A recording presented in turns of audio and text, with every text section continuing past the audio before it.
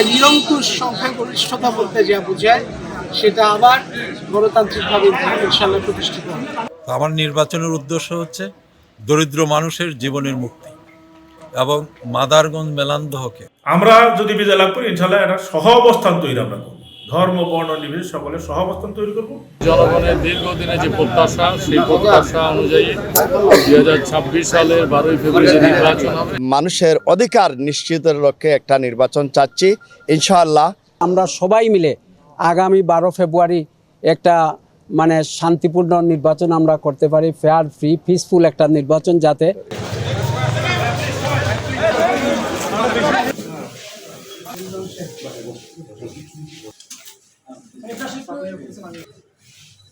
আমাদের অভিভাবক ব্যারিস্টার জমিউদ্দিন সরকারের জ্যেষ্ঠ পুত্র জনাব নওশাদ জমির বাংলাদেশ জাতীয়তাবাদী দলের মনোনীত প্রার্থী হয়ে ধানের শীষ প্রতীক নিয়ে আজকে উনি মনোনয়নপত্র দাখিল করলেন।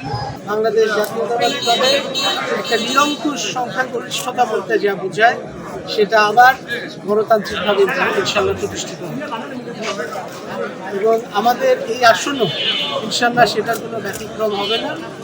সারা দেশে যেভাবে বাংলাদেশ জাতীয়তাবাদী দল ইনশাআল্লাহ বিজয়ী হবে, আমরা আশা করি বাংলাদেশে এই পঞ্চগড় এক আসনে তার ব্যতিক্রম ইনশাআল্লাহ ঘটবে। আমরা 10টি দল যেহেতু শেষ মুহূর্তে 2টি দল এসেছে, এই কারণে আমাদের প্রশাসন এখনো চূড়ান্ত হয় না। আমি পঞ্চগড় 1 এবং পঞ্চগড় 2 দুটি আসনেই জাকপাল পক্ষ থেকে মনোনয়নপত্র নিয়েছিলাম, এই মুহূর্তে জমা দিলাম। ঢাকায় ফিরবো, আমাদের 10 দলের আলোচনা হবে 300 আসন চূড়ান্ত হওয়ার পরে যে যেখানে থাকবে সেই আসনে চূড়ান্ত প্রার্থী থাকবে। আমরা বাকি 9 দল এখান থেকে উইথড্র করব। আপাতত 1 এবং 2 দুটোই দিয়ে গেলাম, চূড়ান্ত যেটা হবে সেখানে রেখে বাকিটা উইথড্র। এই হচ্ছে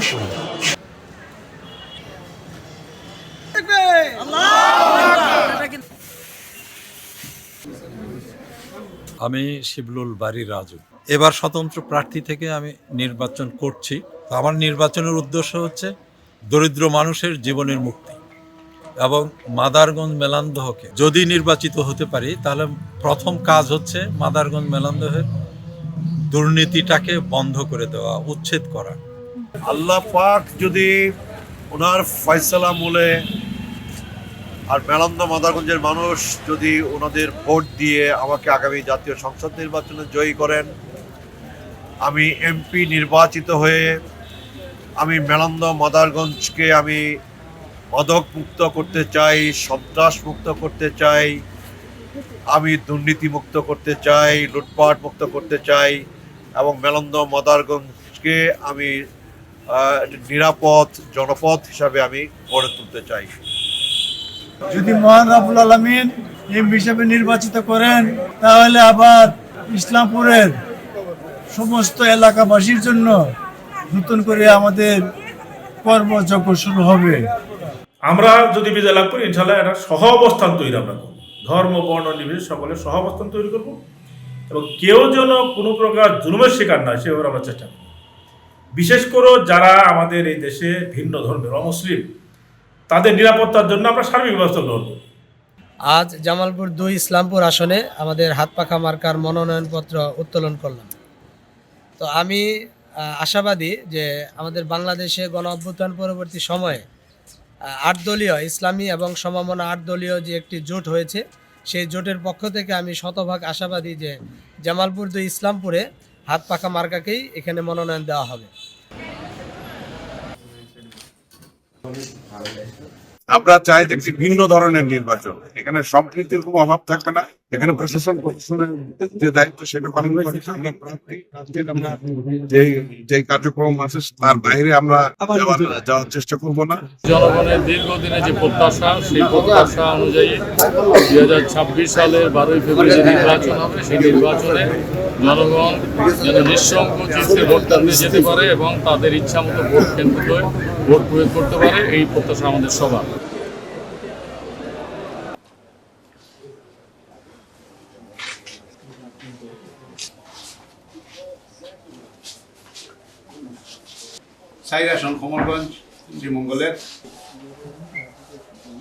মানুষের অধিকার নিশ্চিতের লক্ষ্যে একটা নির্বাচন চাচ্ছি ইনশাআল্লাহ।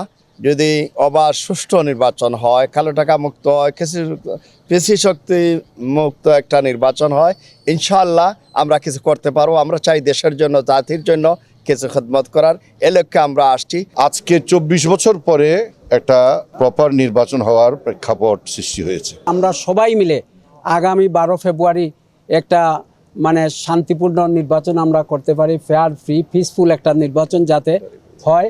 এটা এই 26-এর নির্বাচনটা যেটা আমরা আশা করতেছি, বা আমাদের বর্তমান যে সরকার, তত্ত্বাবধায়ক সরকার, বা অন্তর্বর্তীকালীন সরকার যেটা বলতেছে, আমরা আশাবাদী যে ইনশাল্লাহ এটা 18-র সাথে মানে কম্পেয়ার করার কোনো সুযোগ আসবে না। জিএম কাদেরের নির্দেশে আমি লাঙ্গল নিয়ে অংশগ্রহণ করছি, আপনারা সবাই দোয়া করবেন। আর ইনশাল্লাহ আমারে জনগণ চায়, ইনশাল্লাহ ভোটও দিবে, আমার জন্য সবাই দোয়া করবেন এবং জনগণও দোয়া করবে এবং দয়া করবে, ভোটও দিবে, আমি পাস করবো ইনশাল্লাহ, আশা রাখছি। আইন বিধিবিধান অনুযায়ী যারা প্রার্থী থাকবে তারা সবাই ফিল্ডে থাকবে, তারা আইন অনুযায়ী যে কাজ করবে। আইনের বাইরে কোনো কিছু হলে আমরা আমাদের আইন অনুযায়ী ব্যবস্থা নেব।